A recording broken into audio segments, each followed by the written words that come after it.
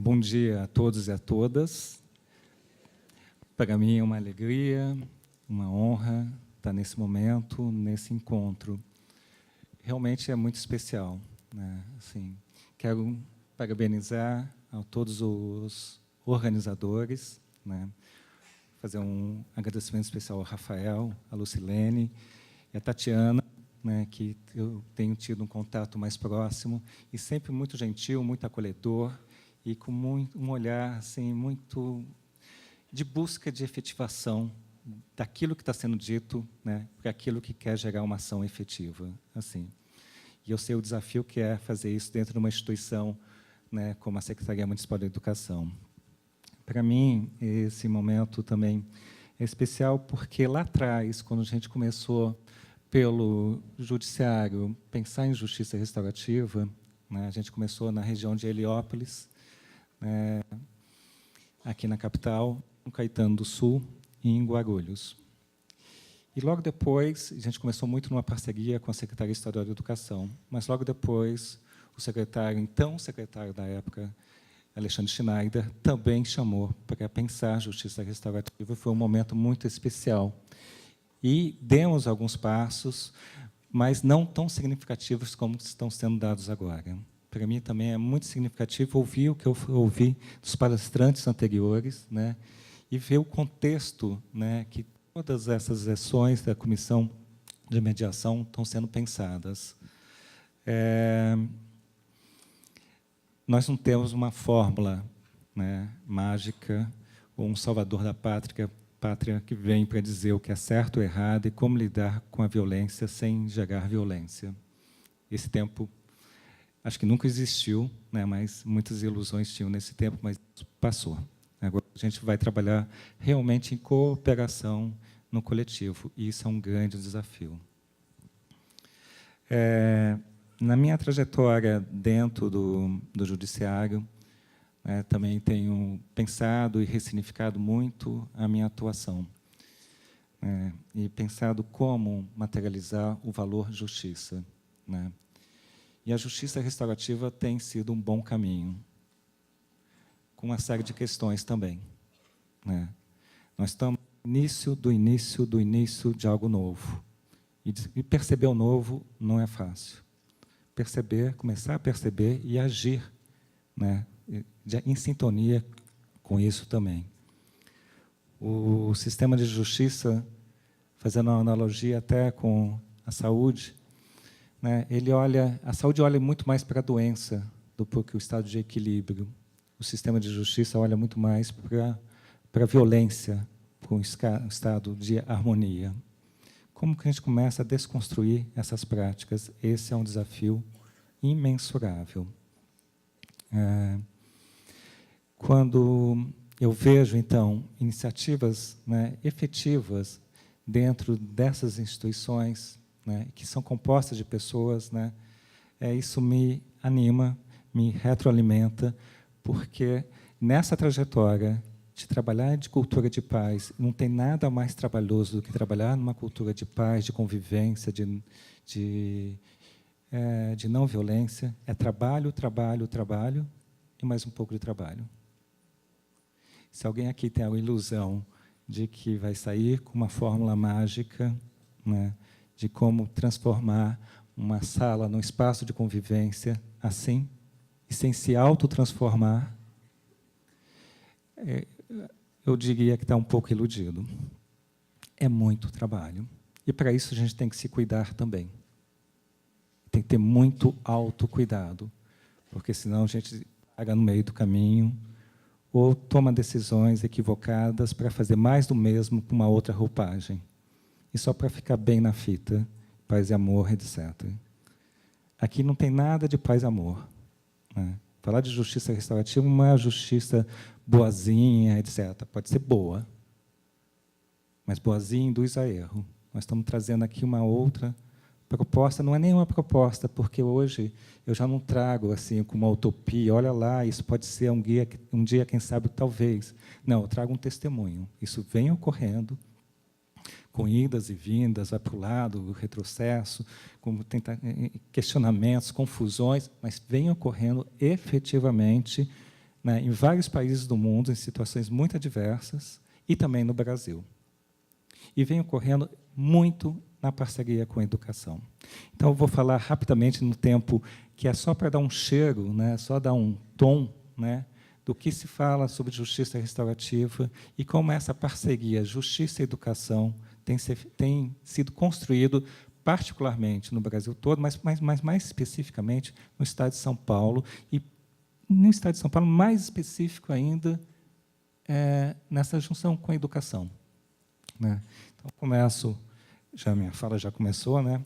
Ficar de pé, mas no olho, não olho por olho, né? Vamos avançar, que o grande desafio também posto da justiça restaurativa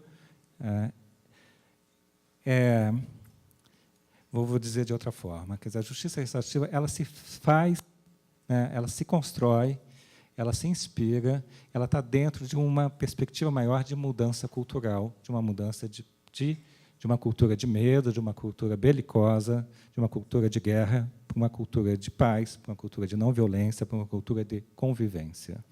Esse é o desafio que muitos pensadores da nossa época, e mais do que a nossa época, já há muito tempo, têm posto como transitar de uma cultura que vem com questões, com crenças, do tipo que violência é inevitável, que há algo de errado com o ser humano, que sem castigo ou punição não haverá respeito à ordem, que existem pessoas boas e más, que maus merecem ser punidos, para outra, né, que vem com crenças também, né, mas que vem falando, violência é evitável, a paz se aprende, é possível lidar com a violência sem violência, que entende que o ser humano tem uma natureza solidária e compassiva. Uau! Né?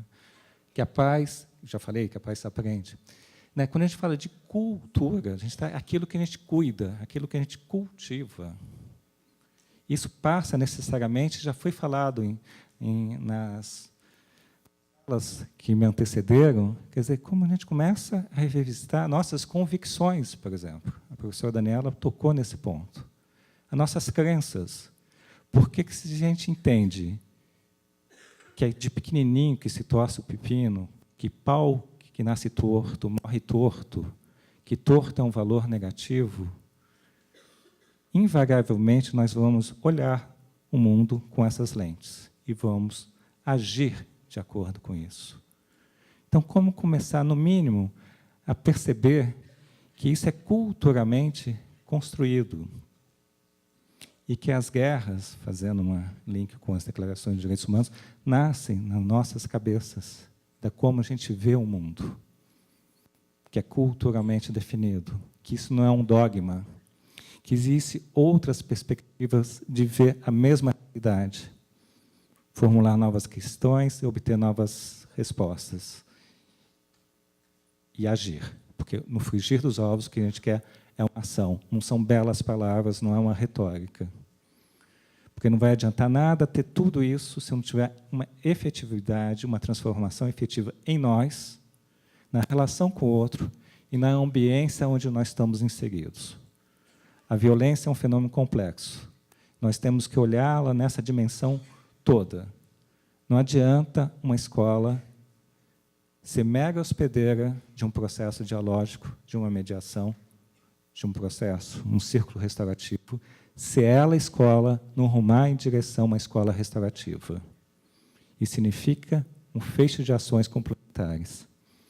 É pensar, sim, o seu projeto político-pedagógico, regimento interno, gestão democrática, assembleia de alunos, grêmios, tudo, né, que tem esses instrumentais que estão à disposição para se transformar essas ambiências, para que a justiça não seja feita só nos templos forenses, mas que ela seja feita no dia a dia, em ambientes justos, onde, de fato, os conflitos deixam de ser vistos como algo negativo, né, mas possibilidade de empoderamento, de crescimento e, principalmente, de criatividade, de criação.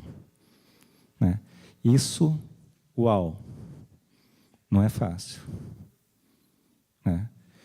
E, pelo que eu estou vendo, nesse belíssimo encontro, né, todos que estão aqui, né, por algum motivo, né, estão chamando para si essa responsabilidade. E eu digo, é um caminho sem volta. Quando se abre para também se transformar nesse processo. E para criar dinâmicas de apoio, porque eu digo que trabalhar por cultura de paz, trabalhar por justiça restaurativa, trabalhar por uma educação integrativa, dá refluxo, tem contramovimento. A rebarba é forte. E tudo vai ser feito para desanimar.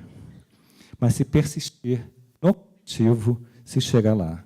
Mas por isso precisa também de técnica. A justiça restaurativa, ela não se limita a uma técnica. Porque se a gente entender que basta um procedimento de mediação vítima-ofensor, isso facilmente é colonizado e apropriado por um sistema que quer que as coisas permaneçam como estão. E com justificativas muito racionais. Então, precisa de formação contínua, precisa permanentemente olhar a complexidade dessas situações. Eu vou avançar, que o tempo é curto. Né? Então, como transitar para isso pelo caminho da justiça? E quando eu falo de crença, quando a gente começa a questionar nossas crenças, aqui tem uma imagem de uma mulher jovem, uma mulher idosa. Não sei se todos estão vendo a mulher jovem ou a mulher idosa. O fato de não estar vendo ou uma mulher jovem, isso não significa que ela não esteja aí. Da mesma forma que o fato de não ver como lidar com a violência sem retroalimentar o sistema de violência, por todas as matérias que a gente conhece, de responder a uma situação de violência pelo castigo, punição, vergonha, constrangimento e por aí afora, não significa que não seja possível, a gente não aprendeu a fazer, mas é simples, e o simples não é fácil. Da mesma forma que eu posso aqui não conseguir dobrar meu corpo, botar as mãos no chão sem dobrar meu joelho, mas isso não significa que eu não sei fazer. Eu preciso praticar, porque estou com os músculos atrofiados, precisam ser alongados. Da mesma forma que ver como lidar com uma situação de violência que nos afeta, a violência, que é uma estratégia para atender uma necessidade não atendida, como diz Marshall Rosenberg, da comunicação não violenta. O fato de eu não perceber isso não significa que não seja possível. Precisamos, então, trabalhar os músculos atrofiados dos nossos olhos, nossa percepção de realidade. Isso é prática. Se, de fato, querem ir a fundo na questão da transformação, que é mais do que solução, transformação de uma situação de violência. Então, aqui nós temos uma mulher jovem, que está com o nariz aqui, ela está de perfil, olhando para lá, e a mulher idosa está com o nariz aqui, o olho aqui, e a boca aqui, está com o capô.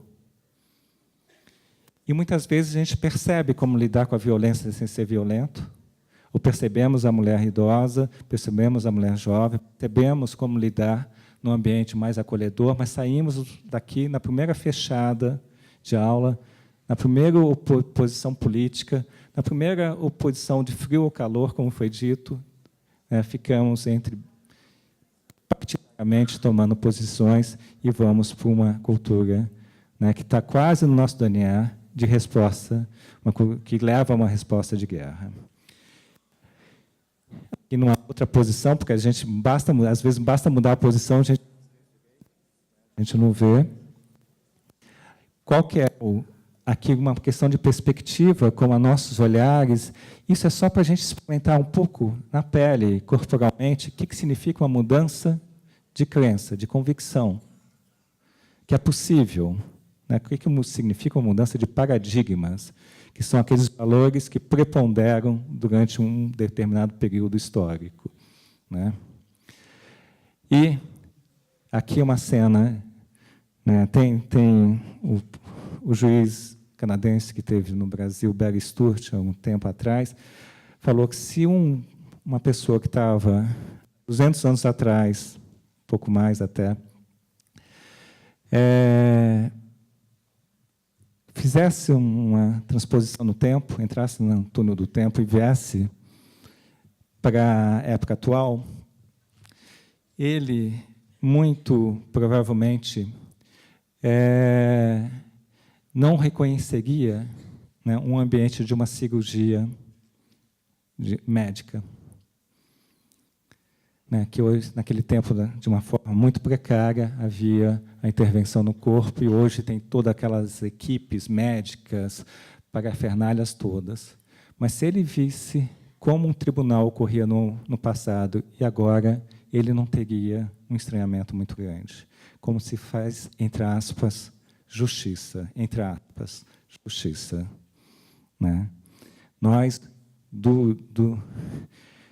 da ciência do direito, né, temos medo de perder a cientificidade, entendendo que são questões meta-jurídicas, dialogar com todas as percepções de saberes diversos que vêm sendo construídos há mais de um século, como a física quântica, que mostra que tudo está interligado, por exemplo. Se tudo está interligado, como é que o direito penal, e aí eu digo o direito disciplinar, que está muito incorporado nas ambientes escolares, trabalha ainda com uma responsabilização individual? Por mais trabalho que dê isso. E qual é a corresponsabilidade da família, da comunidade, né, da sociedade? E isso não é papo vazio, é possível. A gente jogar luz e ter metodologias que entendem também as violências estruturais. Entende também, vou fazer um recorte, mas o judiciário, obviamente, é muito evidente, mas também nas ambiências escolares. Como que elas tensionam as relações. E se não se trabalhar isso nessa amplitude, muito provavelmente as práticas restaurativas que estão entrando nas escolas, as comissões de mediações, vão ser usadas para manter as relações de poder nessas ambiências também. Isso é um avanço, isso é importantíssimo, mas requer uma supervisão e acompanhamento, um orar e vigiar, e vamos dizer assim, permanentemente, para ver se essas práticas estão fugindo das suas diretrizes, dos seus princípios. O tribunal lá atrás, o tribunal de hoje. Uma cirurgia lá atrás, uma cirurgia de hoje. Isso sem falar que a saúde tem pensado também em termos de linhas, né, de saúde integral também. Inclusive, também tem colocado, né, nesse projeto que tem na municipalidade, a comunicação não violenta e a justiça restaurativa, entendendo que a questão da violência é uma questão de saúde, como também é uma questão da educação, interfere no todo o aprendizado do aprender a ser e conviver. Né? Novembro de 1889, uma sala de aula, novembro de 2017. Acho que aquele passageiro do tempo talvez reconhecesse não só o judiciário, mas algumas ambiências escolares também. Não digo todos, porque nós vemos e vemos também no judiciário projetos de ponta, que buscam inovar, dão uns passos e voltam para trás, e são colonizados ou cooptados. Vão para o lado, mudam uma gestão pública, e isso é maravilhoso, né, reconhecer o esforço dessa gestão de manter uma continuidade, né, de uma linha de atuação política pedagógica, né, mas dão um passo e volta. Mas talvez o quanto que a educação também ficou parada no tempo. E já foi pontuado alguns exemplos aqui também. Isso foi publicado recentemente até nas redes. Né? Essa escola substituiu a suspensão por meditação. E o resultado foi incrível.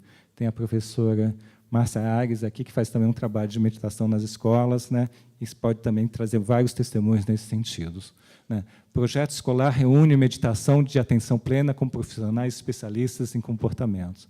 É só para pontuar, como a gente todos sabem, né, na perspectiva de uma educação integral, né, que há outras possibilidades. Né?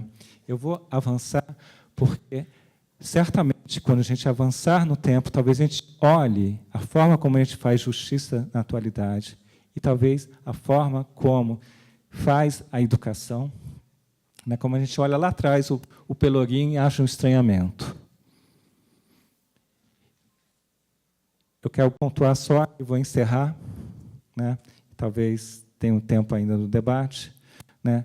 Então, para que haja a implementação de práticas restaurativas, e aí eu queria dizer que a justiça restaurativa se diferencia da mediação vítima-ofensor, ela tem uma amplitude muito maior, como está dando, pelo menos para ter uma ideia geral. estaria, no máximo, para trabalhar como mediação comunitária transformativa, mas é mais do que isso. Você tem que trabalhar numa perspectiva relacional consigo mesmo, com o outro e com a ambiência, como eu falei. E, com isso, você tem que trabalhar ações que mudam essa ambiência, como eu disse. Trabalhar em rede, de forma interdisciplinar, intersetorial e interinstitucional. Por isso, quando a gente implementa um projeto não de mediação, no meu caso específico, de justiça restaurativa, e eu acho que a comissão aqui tem um caminho que já tem sendo construído muito nesse sentido, mas tem que ser olhado e permanentemente, como as práticas do judiciário também têm sido feitas, precisam, o tempo todo, buscar, qualificar uma gestão interdisciplinar, intersetorial e interinstitucional, para que ela não fuja dos seus princípios, ou seja, trabalhar em rede. Quando a gente implementa a justiça restaurativa o tempo todo, né, o pior espaço de fazer a prática restaurativa na ambiência forense, mas também tem lá, que a pessoa acha que vai ser presa, não vem, etc. Mas trabalhando o tempo todo com a sociedade e com a comunidade. Né. Aqui são algumas fotos, né, de ações com a comunidade, ações com a Guarda Civil, na ambiência escolar, esse guarda Pedroso, em Laranjal Paulista, fazendo processos circulares. Ele conta umas histórias belíssimas, que antes ele era visto como pitbull, agora eles são as lesses em tese. Mas, assim, as pessoas, os meninos procuram eles. Né? E como essas ambiências, isso é um ponto importante, já vou terminar também, a gente traz essas práticas, né, pensando no adolescente. Nosso aprendizado de justiça restaurativa, que vem desde 2004, tem mostrado que é para todas as relações do contexto escolar.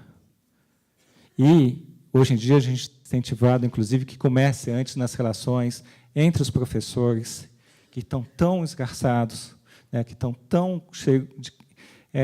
tão vivendo situações, vamos dizer, bem rapidamente, insalubres, etc., tão desafiantes, né, com os funcionários, né? Ou seja, para depois chegar no conflito direto dos alunos ou do professor com o aluno ou vice-versa. Né? Não cabe aqui aprofundar isso, mas a gente tem também entendido que trabalhar com o exemplo de criar espaços circulares, só se você tirar aquelas cadeiras para que um não fique vendo a nuca do outro, e começar a trabalhar a diversidade numa horizontalidade, na disposição das próprias cadeiras, isso já começa a surtir um efeito. Né?